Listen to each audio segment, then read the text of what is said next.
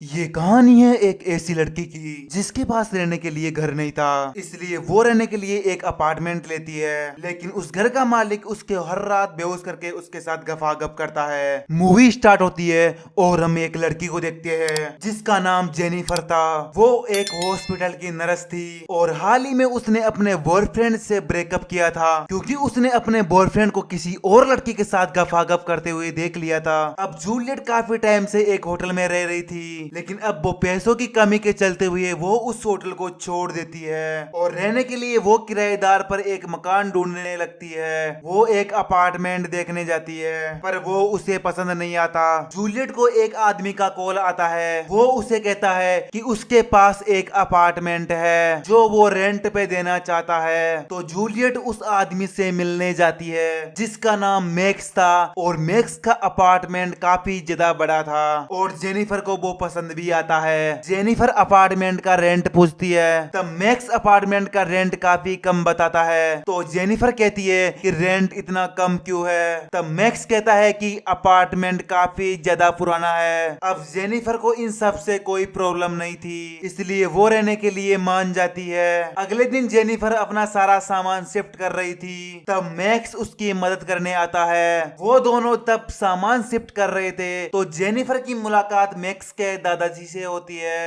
Jennifer उनसे बात करने की कोशिश करती है पर दादाजी का मूड अच्छा नहीं था, इसलिए वो वहाँ से चले जाते हैं। जब रात को जेनिफर सो रही थी तो उसको लगता है कि उसे कोई देख रहा है, इसलिए वो उठकर पूरा अपार्टमेंट चेक करती है पर अपार्टमेंट में कोई नहीं था। लेकिन जेनिफर को लगता है कि ये उसका वहम था, इसलिए वो फिर से सो जाती है। अगली सुबह जेनिफर जॉगिंग करने जाती है। जब वो वापस आती है तो उसके कमरे के बाहर एक वाइन की बोतल थी। जेनिफर को लगता है कि ये शायद मैक्स ने रखी होगी, इसलिए वो मैक्स को थैंक बोलती है पर मैक्स कहता है कि ये मैंने नहीं रखी, ये मेरे दादाजी ने रखी है। तो जेनिफर दादाजी के पास जाती है और उन्हें थैंक्स बोलती है। यहाँ वो दोनों थोड़ी देर तक बातें करते हैं पर एक बार जेनिफर एक पार्टी में जाती है जहाँ उसकी मुलाकात मैक्स से होती है। जेनिफर की एक फ्रेंड भी उस पार्टी में आई हुई थी। वो मैक्स को देखकर जेनिफर से कहती है कि तुम्हें मैक्स के साथ टाइम स्पेंड करना चाहिए क्योंकि मैक्स की पर्सनैलिटी काफी ज्यादा अच्छी है। मैक्स और जेनिफर जब घर वापस आ रहे थे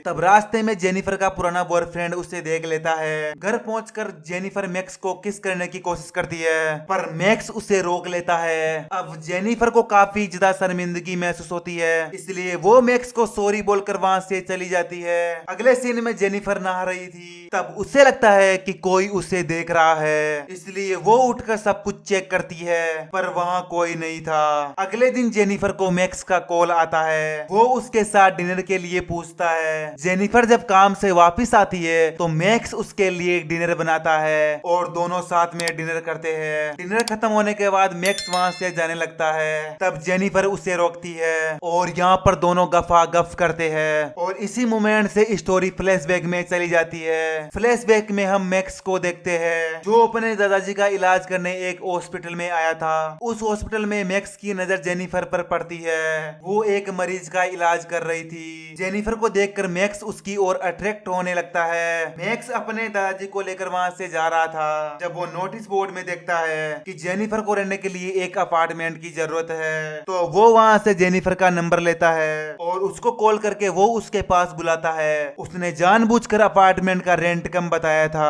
ताकि जेनिफर यहाँ रहने के लिए मान जाए और मैक्स ने अपने अपार्टमेंट को इस तरह से बनाया था कि उसमें कुछ सीक्रेट खिड़की और सीक्रेट दरवाजे थे जिससे वो किसी के भी आर पार देख सकता था। इसलिए जेनिफर को ऐसा लगता था कि कोई उसे देख रहा है, लेकिन वो और कोई नहीं बल्कि मैक्स था। इसके बाद मूवी प्रेजेंट में दिखाई जाती है जहाँ पर जेनिफर और मैक्स गफा गफ कर रहे थे। जब वो ये कर रहे थे तो जेनिफर मैक्स से कह रही थी कि मुझे ये सही नहीं लग रहा और वो कहती है कि मुझे अपने बॉयफ्रेंड की याद आ रही है। ये सुनकर मैक्स को काफी ज्यादा बुरा लगता है और वो वहाँ से चला जाता है। अब रात को मैक्स से रहा नहीं जाता, इसलिए वो जेनिफर के पास आता है। जेनिफर अपने कमरे में सो रही थी। मैक्स उसके पास आता है और उसे टच करने लगता है और बाद में उसे किस करता है, लेकिन तभी जेनिफर जाग जाती है। लेकिन तब तक मैक्स वहाँ से भाग जाता है। जेनिफर को लगता है कि कोई यहाँ पर है, इसलिए वो पूरा अपार्टमेंट चेक करती है। तभी उसे एक रूम मिलता है। जेनिफर जेनिफर को लगता है कि यहाँ से कोई मुझे देखता रहता है। अगले दिन वो इस रूम के बारे में मैक्स को बताती है तो मैक्स उस रूम को सील कर देता है। अगले दिन जब जेनिफर हॉस्पिटल में थी तब उसे पुराने बॉयफ्रेंड का मैसेज आता है और वो उसे कहता है कि वो उसे बहुत मिस कर रहा है और एक बार वो उससे मिलना चाहता है।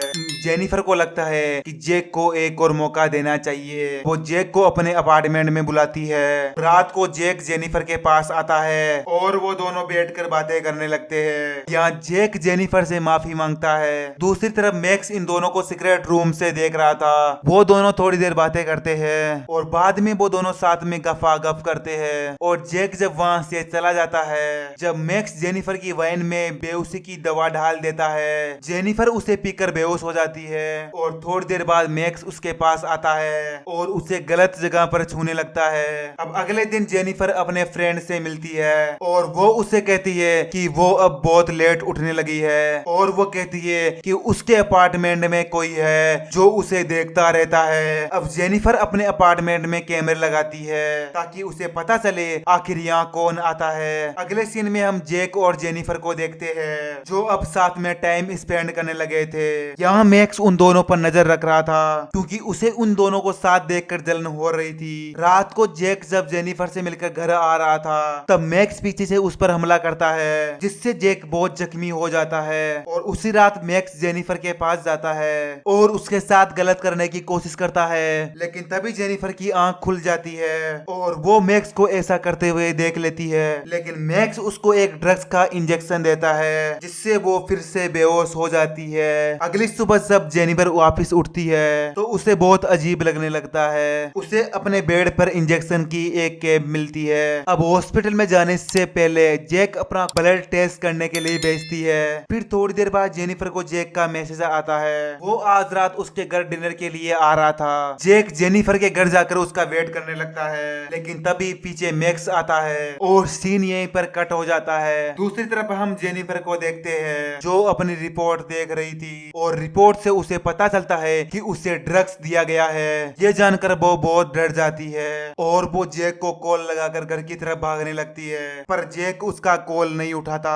जैक अपने घर जाकर सीसीटीवी फोटोज देखती है। वो उसमें देखती है कि रात को मैक्स उसके पास आता था और उसके साथ गफा गफ करता था। ये देखकर जेनिफर बहुत डर जाती है और तभी उसके पास मैक्स आता है और वो उसे यहाँ देखकर हैरान हो जाती है। यहाँ मैक्स जेनिफर से बात करने लगता है और अपनी जेब से एक ड्रग्स का इंजेक्शन निकालता है और जेनिफर को लगाने की कोशिश करता है लेकिन तभी जेनिफर के हाथ में एक चाकू आ जाता है जिसे वो मैक्स के कंधे पर मारकर वहाँ से भागने लगती है पर मैक्स उसे पकड़ लेता है और उसे मारने की कोशिश करता है पर जेनिफर उसे छुड़ाकर वहाँ से भाग जाती है और एक बाथरूम में जाकर छुप जाती है। मैक्स उसे वहाँ भी ढूंढ लेता है और उसे फिर से मारने लगता है। जेनिफर उसे वहाँ मारकर जख्मी कर देती है जिसे वो बेहोश हो जाता है। जेनिफर वहाँ से भागकर एक रूम में जाती है जहाँ उसे जैक की लाश मिलती है जिसे देखकर वो बहुत डर जाती है और किसी कोने में जाकर छुप जाती है। तब मैक्स उसे ढूंढने आता है तो जेनिफर उस पर पीछे से हमला करती है और उसका सिर फोड़ देती है जिससे जैक की वहीं पर मौत हो जाती है और यहीं पर ये मूवी एंड हो जाती है। हमारा मूवी एक्सप्लेन करने का तरीका आपको कैसा लगता है कमेंट करके बताएं